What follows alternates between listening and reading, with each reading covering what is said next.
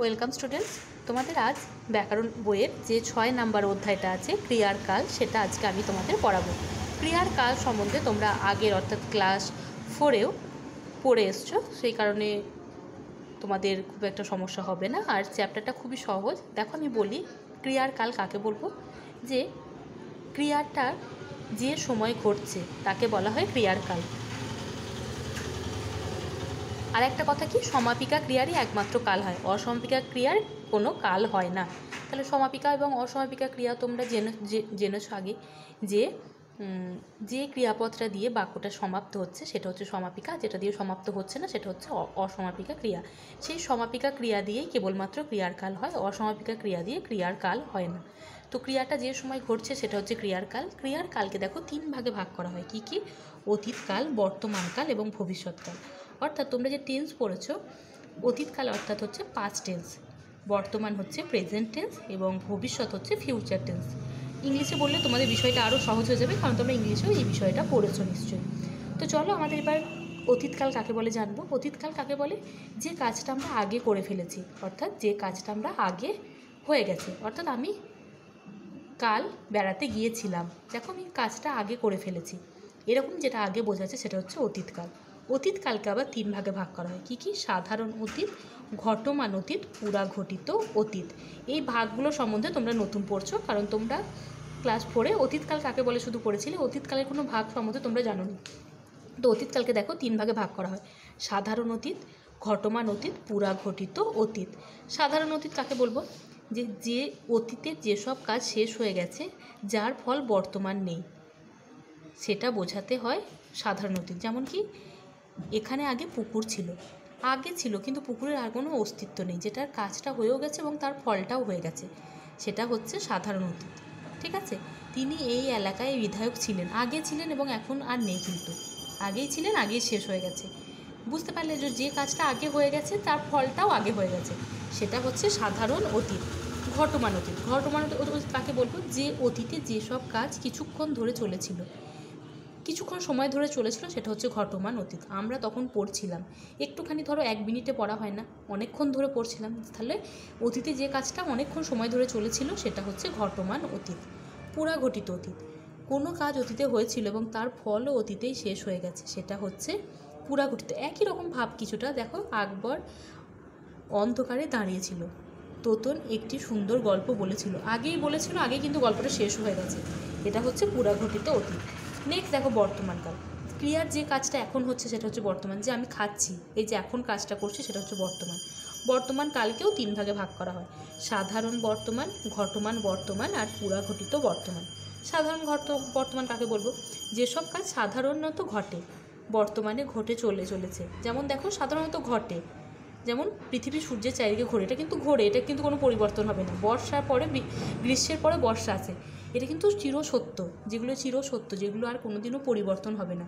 পৃথিবী তো সূর্যের চারিদিকেই ঘোরে, এটা তো সত্যি, এটা কোনোদিনও চেঞ্জ হবে না। এটা হচ্ছে এরকম যেগুলো হবে সেগুলো হচ্ছে সাধারণ বর্তমান।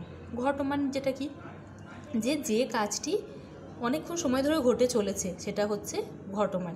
যেমন দেখো, শিশুটি ঠক ঠক করে কাঁপছে, এখনও কিন্তু কাঁপছে, কেঁপেই যাচ্ছে, এটা হচ্ছে ঘটমান। পুরাঘটিত বর্তমান, যেসব কাজ সবে মাত্র শেষ হয়েছে অথচ তার রেশও এখনও আছে, শেষ হয়েছে কিন্তু তার রেশটা আছে। দেখো উদাহরণটা দিলে বুঝবে যে সবে পুজো শেষ হয়েছে, এটা কিন্তু অতীত হবে না, এটা কিন্তু বর্তমান হবে। কারণ কি, পুজোটা এই সবে মাত্র শেষ হয়েছে, এখনও তার রেশটা কিন্তু আমাদের মনের ভেতরে আছে। এটা হচ্ছে যে আমি যদি বলি 1 মাস আগে পুজো শেষ হয়েছে, তাহলে কিন্তু তার রেশটা থাকবে না, তখন সেটা অতীত হবে। কিন্তু পুজোটা সবে মাত্র শেষ হয়েছে, এই শেষ হলো, তাহলে এরকম ঘটনাগুলো হবে পুরাঘটিত বর্তমান। ওকে, নেক্সট হলো ভবিষ্যৎ। ভবিষ্যৎকাল কাকে বলবো? যেসব কাজ পরে করা হবে সেটা হচ্ছে ভবিষ্যৎকাল। ভবিষ্যৎকালকেও দেখো 3 ভাগে ভাগ করা হয়। সাধারণ, ঘটমান আর পুরাঘটিত ভবিষ্যৎ। সাধারণটা কি? যে অতীতে যেসব কাজ সাধারণভাবে ভবিষ্যতে ঘটবে, যে কাল কলকাতায় যাব, এটা কিন্তু সাধারণ ঘটনা। আমি বাড়ি ফিরে খেতে বসবো, আমি বাড়ি ফিরে প্রতিদিন খেতেই বসি, তাহলে কালকেও বসবো। এই যে ঘটনাগুলো সেগুলো হচ্ছে সাধারণ ভবিষ্যৎ। ঘটমান ভবিষ্যৎ কি? যেসব কাজ অনেকক্ষণ ধরে ভবিষ্যতে ঘটতে পারে সেটা হবে ঘটমান। যেমন কাল এই সময় ট্রেন চলতে থাকবে, মানে অনেকক্ষণ ধরেই ট্রেনটা চলবে, ট্রেনটা কিন্তু চলেই থেমে যাবে না, তাহলে কালকে ঘটবে, কিন্তু কালকে আমি বুঝতে পারছি কালকের ঘটনাটাকে আমি ভাবছি যে অনেকক্ষণ ধরে কালকের ঘটনাটা হতে পারে, তো যে ঘটনাগুলো পরে হবে কিন্তু অনেকক্ষণ ধরে হতে পারে সেগুলো হচ্ছে ঘটমান ভবিষ্যৎ। পুরাঘটিত ভবিষ্যৎ কি? যেসব কাজ ভবিষ্যতে হয়তো ঘটে থাকবে বা বর্তমানে ঘটেছে এমন কাজ কি? ভবিষ্যতে হয়তো ঘটে থাকবে, কাল নিশ্চয়ই খাবার পেয়ে থাকবে, কাপটা তুমি হয়তো ভেঙে থাকবে। মানে আমরা বলি না যে তুমি তোমার হাতেই কিন্তু কাপটা হয়তো ভাঙতে পারে, এই যে আমরা কল্পনা করছি যে কাজটা হতে পারে, এরকম হলে হবে পুরাঘটিত ভবিষ্যৎ। তো এইটুকুই আছে আজ তোমাদের। তো কি কি ক্রিয়ার কাল কাকে বলে, ক্রিয়ার কালকে কয় ভাগে ভাগ করা হয় এবং সেই কালগুলোর ভাগগুলো, সব কালকেই দেখো অতীতকালকেও 3 ভাগে ভাগ করা হচ্ছে, বর্তমান কালকেও 3 ভাগে ভাগ করা হচ্ছে এবং ভবিষ্যৎকালকেও কিন্তু 3 ভাগে ভাগ করা হচ্ছে, সাধারণ, ঘটমান এবং পুরাঘটিত। তো এটাই আছে তোমাদের চ্যাপ্টার। এবার দেখো এছাড়া অতীত, ভবিষ্যৎ ও বর্তমান কালের আরও রূপ আছে, সেগুলো তোমরা পরবর্তী ক্লাসে উঠে শিখবে, অর্থাৎ 6-এ উঠে শিখবে। তো এগুলো তোমরা একটু ভালো করে পড়বে, এই যে প্রশ্নগুলো আছে এগুলো খুব ভালো করে পড়বে। এবার দেখো অনুষ্ঠানে যে প্রশ্নগুলো আছে সেগুলো আমি তোমাদের একটু আলোচনা করে দিই। তোমাদের কি আছে, স্থূলাক্ষর পদগুলি ক্রিয়ার কাল লেখো। কিছু কিছু বাক্য দেওয়া আছে, এই বাক্যগুলো কোন ক্রিয়াতে কোন কালে হয়েছে সেটা তোমাদের লিখতে হবে। পাখি সব করে রব, এটা কিন্তু করে রব, পাখিরা রবই করে, এটা কিন্তু সাধারণ ঘটনা, তাই এটা বর্তমানকাল। বাঘ বনে ডাকছে, এটাও বর্তমানকাল, ডাকছে, এখন ডাকছে। তো এরকমভাবে তোমরা পড়বে এবং যেটা কাল হবে পাশে লিখবে, আমি যেরকম লিখেছি পরেগুলো তোমরা করবে। নেক্সট দেখো, ক্রিয়াপদের নিচে ছকে নির্দিষ্ট ঘরে বসা, অর্থাৎ কতগুলো ক্রিয়াপদ দেওয়া আছে, এগুলো অতীতকাল, বর্তমানকাল এবং ভবিষ্যৎকাল ছক করা আছে, কোনটা হবে কোন ছকে সেটা তোমরা লিখবে। দিয়েছিলেন, তাহলে এই শব্দটাতে আমরা কী বুঝছি, আগে অতীতে হয়েছিল, তাহলে অতীতে দেখো আমি লিখেছি দিয়েছিলেন। লিখছি, এই যে লিখছি আছে এটা নিশ্চয়ই লিখছি, এখন লিখছি, এটা দেখো আমি বর্তমানে ঘরে লিখেছি। যাব, যাবোটা ভবিষ্যতে হবে, এই যে যাবোটা আছে তোমাদের বইয়েই আছে যাব, তো এই যাবোটা দেখো আমি ভবিষ্যতের খাপে লিখেছি। তো এরকমভাবে তোমরা শব্দগুলো পড়বে, পড়ে কোনটা কোন বক্সে হবে তোমরা লিখবে। নেক্সট দেখো, শুধুমাত্র সাধারণ, ঘটমান আর পুরাঘটিত লেখো, অর্থাৎ আবার বাক্য দেওয়া আছে, এগুলোর মধ্যে আবার কোন ভাগগুলো হবে সেগুলো তোমাদের লিখতে হবে। এখানে আগে পুকুর ছিল, আগে এখানে পুকুর ছিল, এটা কিন্তু সাধারণ, সাধারণ, সাধারণ, এটা